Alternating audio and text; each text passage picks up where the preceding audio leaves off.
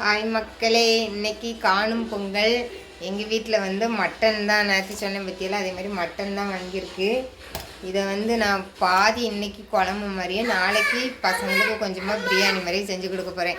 ஏன்னா 800 மக்கள் எங்கள் ஊரில்.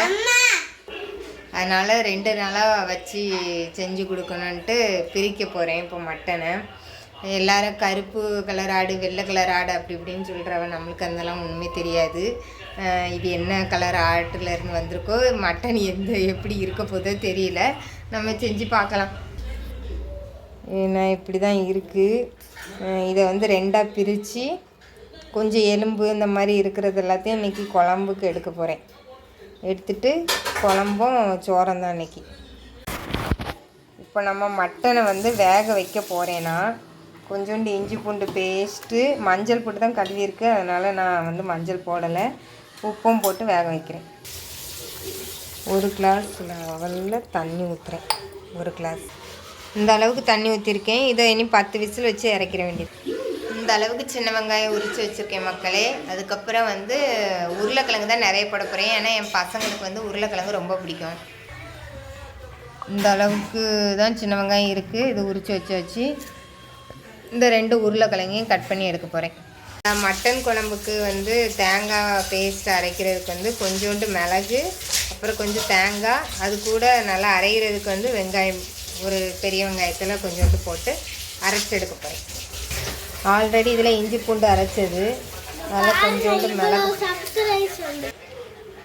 இந்த அளவுக்கு மிளகு போட்டிருக்கேன். ஏன்னா என் பொண்ணுக்கும் சளியாக இருக்கா, அதனால் இது ஆகுறதுக்கு. அப்புறம் வந்து தேங்காய் வந்து ஆல்ரெடி இது குட்டி தேங்காய் தான். அதில் இந்த இவ்வளோ பீஸு தான் எடுக்க போகிறேன். இந்த அளவு தான் எடுக்க போகிறேன். இதில் வந்து வெங்காயம், கொஞ்சோண்டு தேங்காய், மிளகு வந்து 3 தான் சேர்த்துருக்கேன். இதுதான் பேஸ்ட்டு, மசாலா பேஸ்ட்டு. இதை அரைச்சி எடுத்துக்கலாம். வெங்காயம், உருளைக்கிழங்கு நிறைய வெட்டியிருக்கேன், அப்புறம் தக்காளி, இந்த 3 தான். அப்புறம் இஞ்சி பூண்டு பேஸ்ட்டு, அரைச்சி வச்ச மசாலா எல்லாம் ரெடியாக இருக்குது. குக்கரில் மட்டனும் நல்லா வெந்துட்டுருக்கு. ஜெயா டிவியில் மரியான் படம் ஓடிக்கிட்டு இருக்குது. எப்போதுமே என்னால் முழு படம் எந்த படத்தையுமே என்னால் பார்க்க முடியல மக்களே. என்கிட்ட நல்லெண்ணெய் இல்லை, அதனால் ரேஷனில் கிடச்சி பாமாயில் வச்சு தான் செய்ய போகிறேன். வாங்க பார்க்கலாம். கொஞ்சோண்டு எண்ணெய் ஊற்றி அதில் சோம்பும் பட்டையும் மட்டும் போட்டிருக்கேன். இந்த ஸ்பைசஸ் 2 தான் இருந்துச்சு. ஏலக்காய் அதுக்கெலாம் போட மாட்டாங்களோ, அதனால் போடலை. இது நல்லா பொரிஞ்சதும் வெங்காயம்,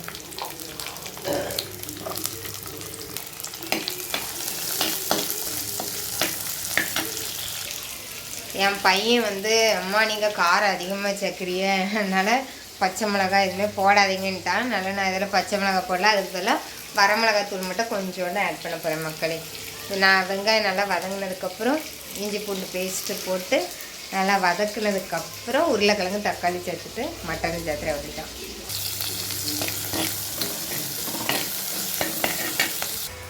ஒரு பக்கம் இங்கே சமையல் வேலை ஆகுது, ஒரு பக்கம் அங்கே துணி துவைச்சிக்கிட்டு இருக்குது. நாங்கள் இன்றைக்கி எங்கேயுமே போகலை. ஏன்னா நான் தான் சொன்னேன்ல, நேற்று கொடிசியா, கோயம்புத்தூர் கொடிசியாவில் ஒரு இது போட்டிருந்தாங்க, கூட்டமாக இருந்துச்சுன்னு. நேற்று நைட்டு நியூஸில் பார்க்குறேன், பிரச்சனையும் வந்துருச்சாமா. ஒரு ரைடுக்கு போகிறதுக்கே 2 மணி நேரம் அந்த மாதிரி வெயிட் பண்ணி, அவ்வளோ கூட்டமாக. கோயம்புத்தூரே அங்கே தான் இருந்துச்சான். அதே மாதிரி தான் எல்லா டூரிஸ்ட் ஸ்பாட்லேயும் இருக்கும். நம்ம ஆல்ரெடி நோய்பட்ட கேஸு, அங்கிட்டு போய் உட்காந்துட்டு மூச்சு திணறல் வந்துட்டு நடக்க முடியலன்னு அப்படி இருக்கக்கூடாது பற்றியெல்லாம். அதனால் நாங்கள் போகலை. என் பிள்ளைகிட்ட சொல்லிட்டேன், அம்மையால் முடியாதுமா அப்படின்னு. காலையிலே வந்து கேட்டேன், அம்மா எங்கேயாச்சும் கூப்பிட்டு போங்க, கோயிலுக்கு கட்டு கூப்பிட்டு போங்கம்மான்ட்டு. அடுத்த வாரம் பக்கம் போய்க்கலாம் அப்படின்னு. சரிம்மான்ட்டான். இஞ்சி பூண்டு பேஸ்ட் ஆட் பண்ணிட்டேன்.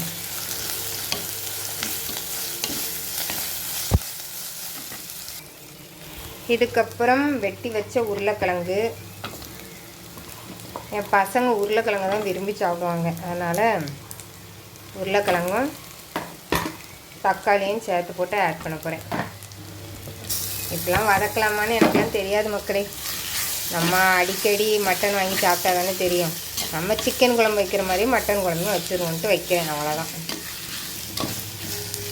நல்லா வதங்கட்டும். நாங்கள் சின்ன பிள்ளைகளெல்லாம் இருக்கும்போது காணும் பொங்கலுக்கு எல்லோரும் கடற்கரைக்கு போவோம். அதாவது எங்கள் அப்பா வீடு அந்த பக்கம் கிடையாது, எங்கள் அம்மா இருந்தாங்க பார்த்தீங்களா, அந்த பக்கம் எங்கள் ஆச்சி வீட்டில் வந்து எனக்கு ஃப்ரெண்டு நிறைய பேர், அதனால் காணும் பொங்கல் அப்போ வந்து கடற்கரையில் போய் நல்லா குளிச்சுட்டு அங்கே கடற்கரையிலே விளையாடிட்டு கரும்புலாம் கொண்டு போவோம். காலையில் ஏதாவது டிஃபன்லாம் செஞ்சு அடி கொண்டு போய் விளையாடிட்டு வருவோம். இன்றைக்கி காணும் பொங்கலுக்கு வீட்டில் கிடக்குறோம். இதுவே கிராமம்னா சூப்பராக இருக்கும், விளையாடுறதுக்கு விளையாட்டு போட்டி எல்லாமே வைப்பாங்க, சூப்பராக இருக்கும். சட்டிலே அடி பிடிக்குது. கொஞ்சமாக சில்லி பவுட்ரு, ஏன் நிறைய போட்டேன்னு.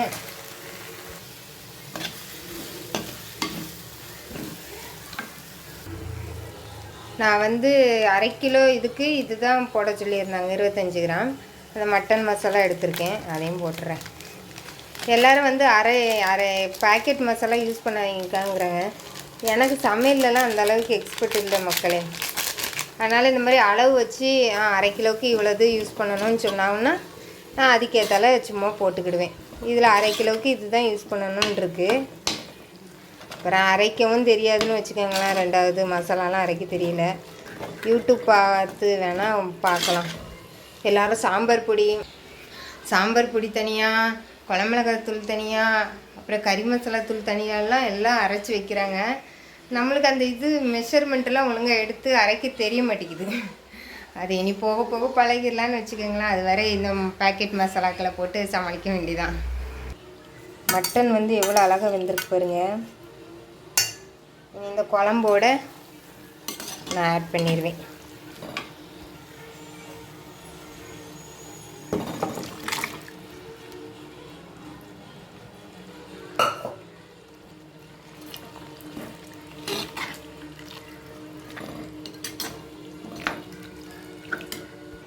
இது கூடவே அரைச்சி வச்ச மசாலா பேஸ்ட்டும் ஆட் பண்ண போகிறேன். மசாலா பேஸ்ட்டெல்லாம் போட்டோன்னே எப்படி ஆகிட்டு பாருங்கள். இனி நல்லா கொதித்து எண்ணெய் பிரிஞ்ச பிறகு நம்ம வந்து இறக்கிடலாம் மல்லித்தலை போட்டு.